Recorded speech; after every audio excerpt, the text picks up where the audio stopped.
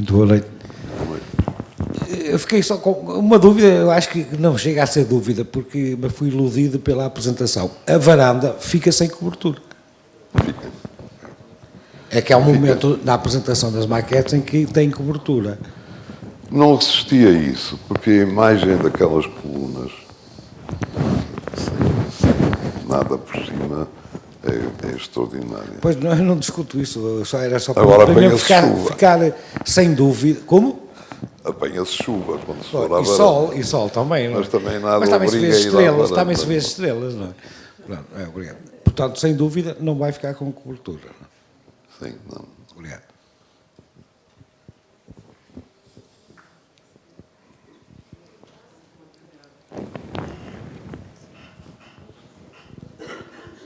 Ora bem, eu em primeiro lugar, ia só fazer aqui um pequeno à parte, é que o projeto para a Fundação Rei Afonso Henriques foi de 1999, de maneira que já lá vão 20 anos. Isto tem importância porquê, do meu ponto de vista? Porque a Lei de Bases do Património Cultural é de 2001. Portanto, dá a impressão que na altura o projeto que foi feito eventualmente não estava vinculado ou amarrado a fazer prospecções arqueológicas como hoje é obrigatório.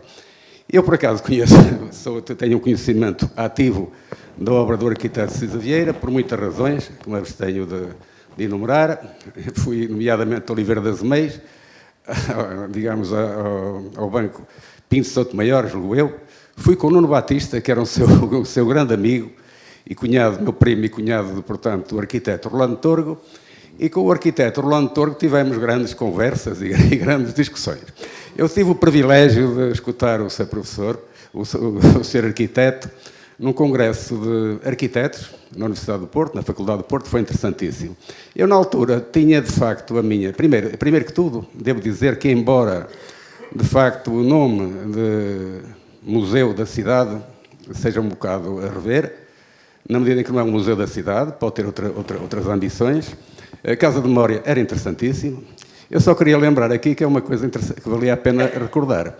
É que a Fundação Rei Afonso Henriques, em que o arquiteto Manuel de Las Casas teve uma intervenção no Museu de São Francisco, o Convento de São Francisco, em Zamora, na altura em que o Sr. Arquiteto Cisa Vieira e o arquiteto Manuel de Las Casas apresentaram o projeto para a Fundação Rei Afonso Henriques, era patente uma clivagem que agora aqui, eu estava à espera de ser acentuada, mas não tanto.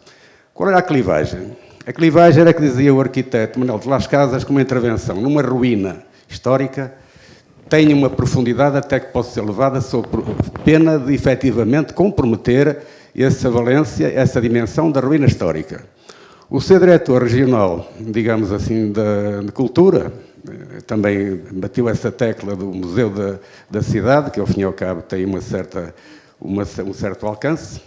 E uma das coisas, dos grandes balizadores de uma intervenção neste aspecto é, de facto, até, vamos lá ver, estas ruínas foram oferecidas por Joaquim Ferreira Torres, que ofereceu as ruínas à Câmara de Amarante, que as comprou à família, já não era dos Magalhães, mas era de José Monteiro da Silva, que era do Carvalhal, e ofereceu à cidade, para a cidade levar efeito aqui um polo, uma valência de caráter cultural em prol da cidade.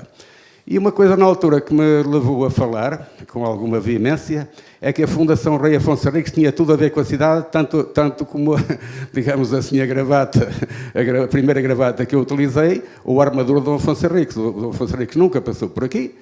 A Fundação Rei Afonso Henriques visava estreitar e dinamizar as ligações nas comunidades transfronteiriças, potenciando o desenvolvimento do Douro Superior.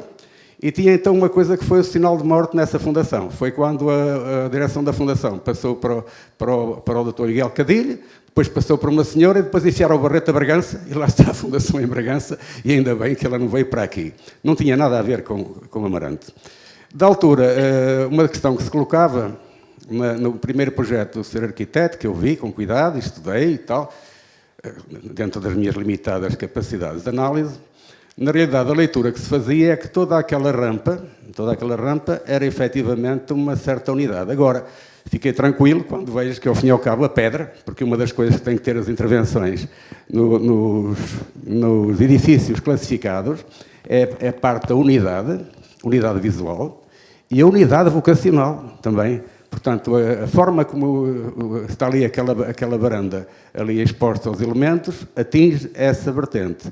E é uma coisa engraçada, eu não sei o que é que vão fazer à placa que lá estava, embora o António Cândido, o conselheiro António Cândido não era perito em arquitetura, era mais na linguística e na oratória, e dizer assim, estas pedras enegrecidas pelo fogo e tal, e pelo tempo, na sua mudez, exaltam bem do que mais qualquer outro edifício posteriormente qualificado, o que foi a dramática intervenção e a tragédia por aí para fora.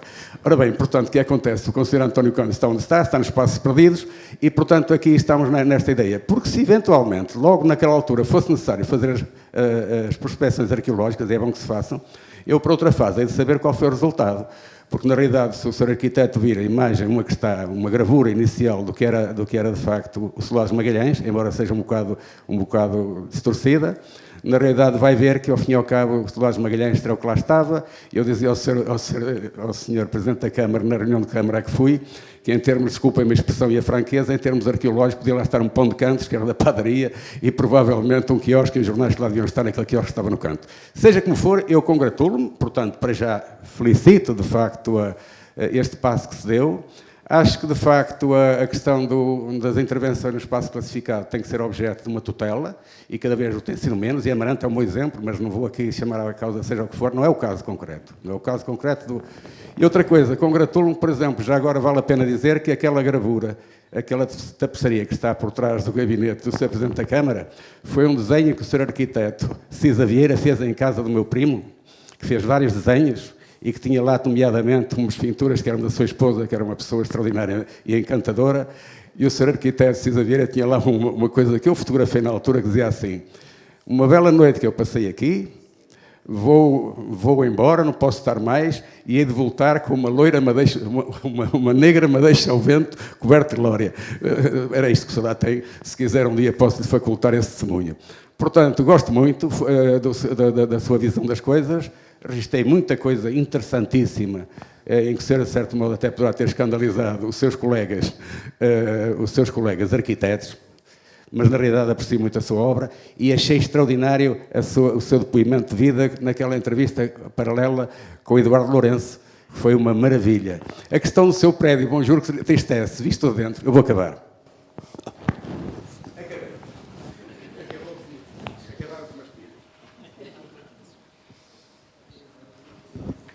Boa noite. Eu agrada-me bastante este projeto e as funções a que ele, pelos vistos, vai ser destinado, a Casa da Memória. E a questão que eu queria pôr ao Sr. Arquiteto era a seguinte.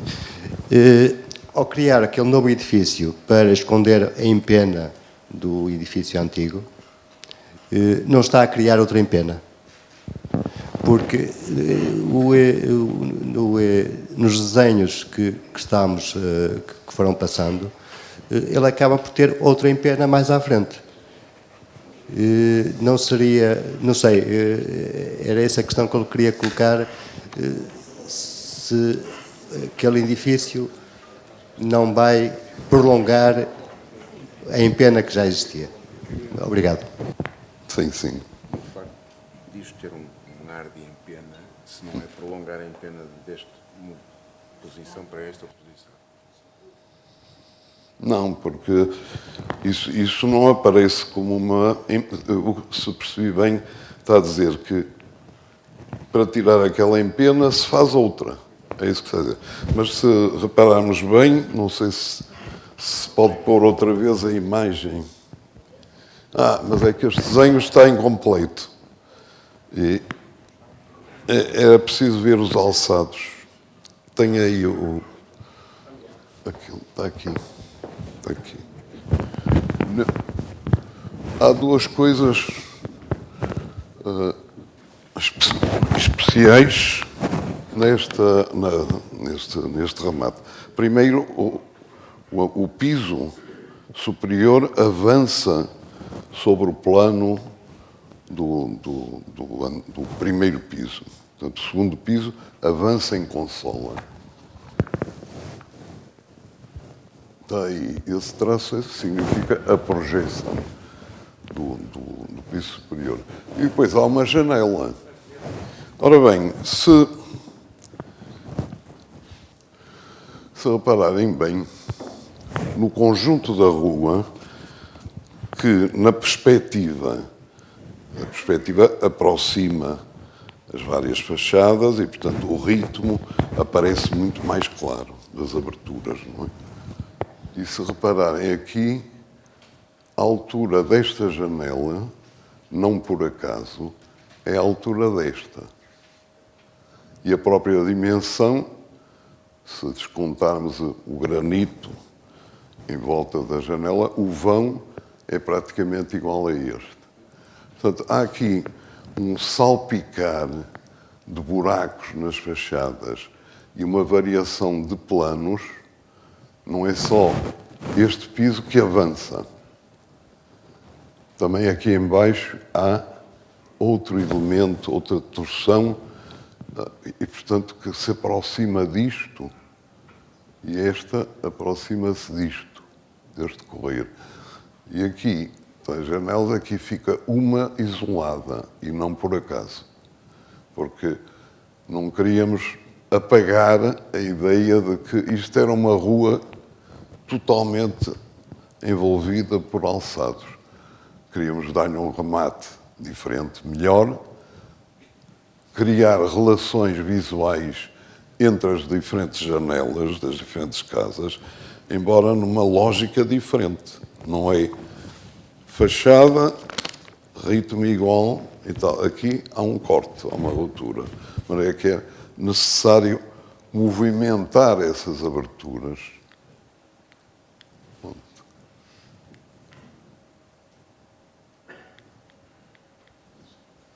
É necessário movimentar essas aberturas, porque estivemos a quebrar o que era um ritmo. Se virem na Rua Seixedo, este ritmo vai por aí fora. E nós aqui tínhamos necessariamente uma ruptura, não queríamos de novo tapar tudo. E, portanto, esta relação entre as janelas é a maneira, como é que eu ia dizer, de terminar, sem excluir, de terminar uma sequência de janelas num ritmo repetido. Aqui parou e tem que haver um remate. E esse remate está com aquele jogo de alturas e de ritmo. Bem, a explicação pode parecer um bocado metafísica, mas não é. Isto é o resultado das experiências na maquete. Quer dizer, gente na maquete branca, antes de cortar os vãos, cola umas cartolinas cinzentas para experimenta a janela aqui. E depois vê, tal, não está bem. Levanta e põe-na mais aqui, ou põe-na mais abaixo e tal. Portanto, é assim que se trabalha em arquitetura, por proposta crítica. Proposta crítica, um trabalho em zigue-zague contínuo. Porque já não estamos a tratar de fazer uma modulação, por aí fora. Isto é preciso que fique bem claro no edifício, acho eu, que houve uma mudança. É preciso não destruir o que tem muita unidade numa rua, por exemplo, demolindo tudo, ou fazendo, de repente, um edifício com mais 2 pisos, como agora se está a fazer tanto no Porto, que é a recuperação da fachada, mas depois aparece mais um piso, em geral, preto. É verdade isto que eu estou a dizer. Há uma transformação, não há uma repetição de linguagem, não há granito em volta das janelas, mas essa transformação conta e está relacionado com o que existe. Essa é a ideia, não é?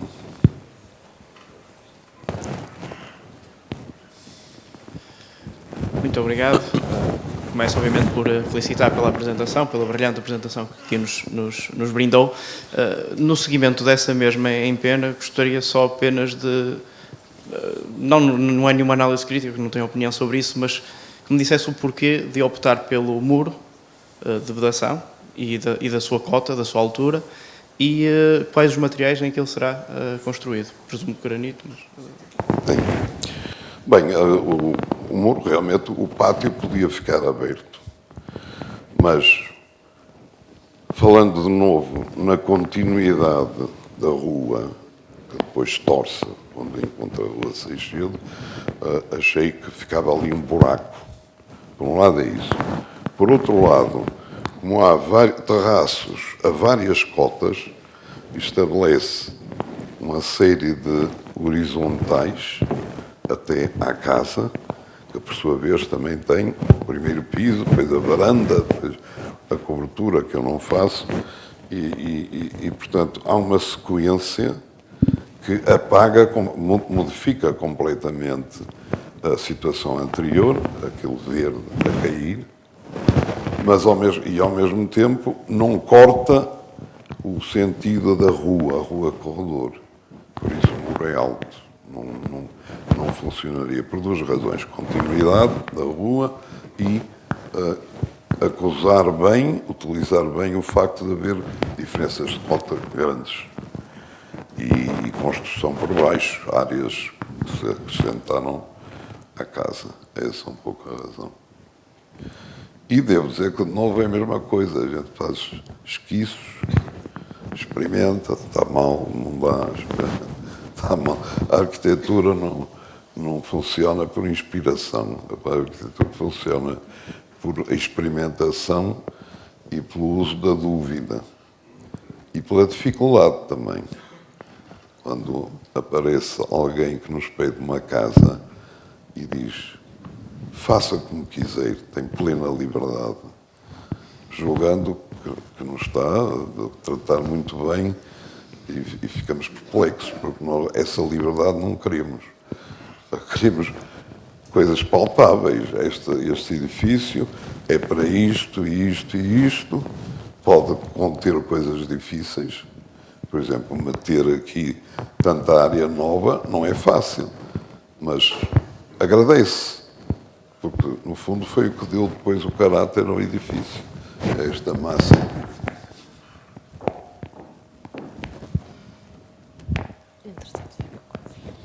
De novo a relação com as máquinas. E, quer dizer, meter aqui tudo isto, toda esta área, realmente não é fácil. Como é que se começa isso? Começa-se porque há pontas de coisas convenientes para dar caráter a esta zona que permitem iniciar o projeto. E depois há muitos obstáculos, coisas que não dão bem, e aí funciona a dificuldade e a dúvida. A dúvida se isto fica bem ou não fica, é tal que nos leva então a fazer desenhos, a fazer maquetes, a conversar entre nós, a equipe, ouvir o engenheiro a dizer isso não pode ser, mas ele normalmente diz que sim, que pode ser. Portanto, projetar é como, eu acho que é como fazer malha, não é? A gente tem que encontrar a ponta da meada. É a primeira coisa que às vezes é errado, que nos surge como caminho possível. Depois ir puxando a meada e tal, e lá vai aparecendo. Boa noite. Arquiteto, peço desculpa, mais uma vez parabéns pelo projeto, eu sou arquiteto e tenho uma pergunta assim um pouco, só um pormenor. O muro é em pedra?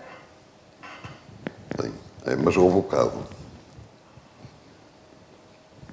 Este aqui. Não é nada, é na parede, já não me lembro. É em granito aparente. Não, tudo em que granito está... aparente? Não, agora tudo o que está por fora é em granito à vista, quer a parte antiga, quer a parte nova. Tudo o que está por dentro é rebocado. Mas é aquele granito com a pedra tipo cantaria ou porque temos um redondo? O arquiteto faz placagem no edifício? Não, pedra é uma novos. placagem com quantos centímetros? 10 centímetros. Não, é que depois, com certeza, que o arquiteto está a superar isso. é que há o problema do redondo, não é? Então a pedra vai ter que ser... Não, isso hoje faz-se à máquina. Exato, mesmo em placagem. Agora, o que se faz, sim, mas está a ver, Pronto. na era maior isso. parte das vezes, estas placagens hoje são feitas em 3 centímetros, mas já começa a haver pressão para fazer em 2 centímetros. E eu estou a fazer um edifício em Nova Iorque, onde o mármore de revestimento tem meio centímetro. E eu reagi, disse, nem pensar, uma coisa dessa, é um disparate e tal. Vou lá, na terça-feira, para ver um edifício feito assim, porque lá está a dúvida, não acredito. Mas dizem-me que sim, eu vou ver para querer, não é? Porque fazem uns painéis em alumínio, aos quais colam meio centímetro de mármore, depois com a máquina pode-se cortar o mármore com milímetros. Não sei como não parte logo, mas não. E portanto vou ver. Mas o que é que acontece? Neste ainda não sei, porque está colado ao alumínio, mas nestas placagens que se fazem com 3 ou 2 centímetros, caixa de ar, onde se mete o isolamento térmico, etc., o que acontece é que é difícil que não fique muito manchada, chove e a pedra fica muito manchada. Claro que agora há umas pinturas com os líquidos que não se notam, não é? E que impermeabilizam, mas aquilo dura, não sei, 4 anos, 5 anos, e depois é preciso dar outra de mão. E nessa altura o dono de obra já não está para dar outra de mão porque custa alguma coisa, não é? Enquanto que pondo a pedra 10 centímetros, já não entra a umidade em profundidade, não é? É claro que eu gostava de fazer com pedra em 30 centímetros ou 40, não é? Isso hoje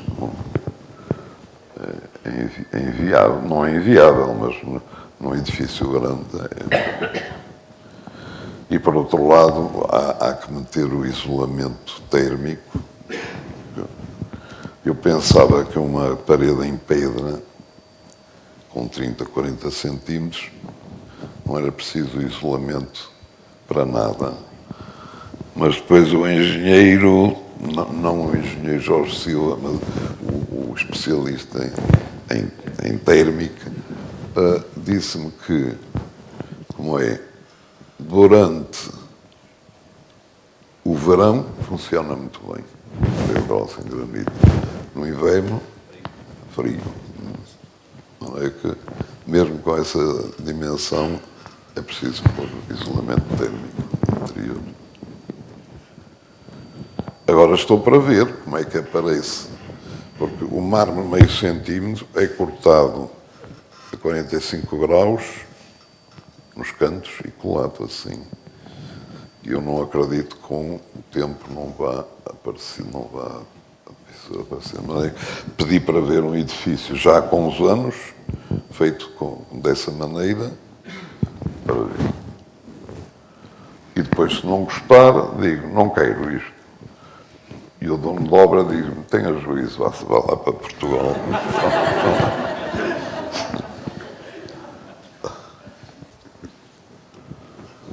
Muito boa noite, Sr. Arquiteto. Eu gosto de estar a ouvi-lo. E eu tenho uma curiosidade enorme. Os eixos da escada, que o Sr. Arquiteto chama de barroca, eles referem-se a quê? Não é paralelo à Rua Cândido dos Reis, não é paralelo ao edifício. Os eixos da escada têm a ver com o quê?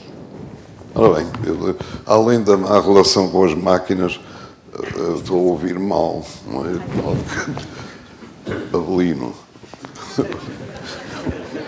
O Avelino é o arquiteto principal lá na equipe e domina todos os pormenores e, além disso, ouve bem, não é? O que ele está a perguntar é porque esta orientação da escada não tem nada a ver com o edifício, nem com a ortogonalidade da nova construção. Sim, sim.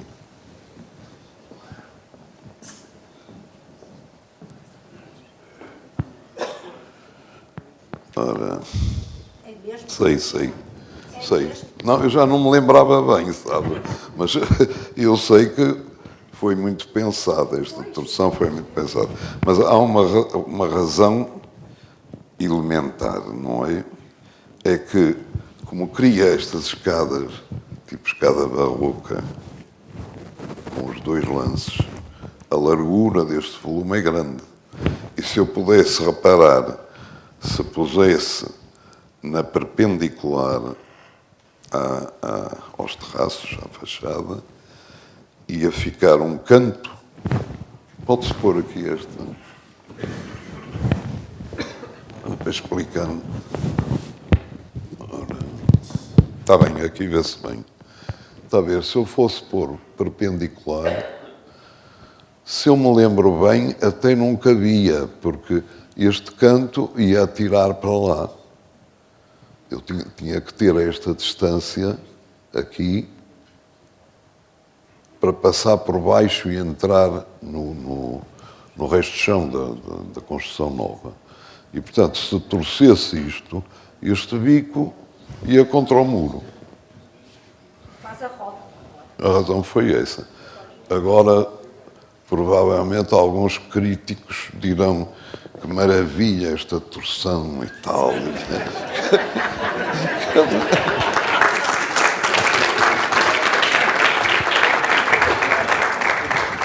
Aí é o que eu dizia há pouco sobre as dificuldades. As dificuldades são bem-vindas, porque obrigam a puxar pela... Muito obrigada. Nada.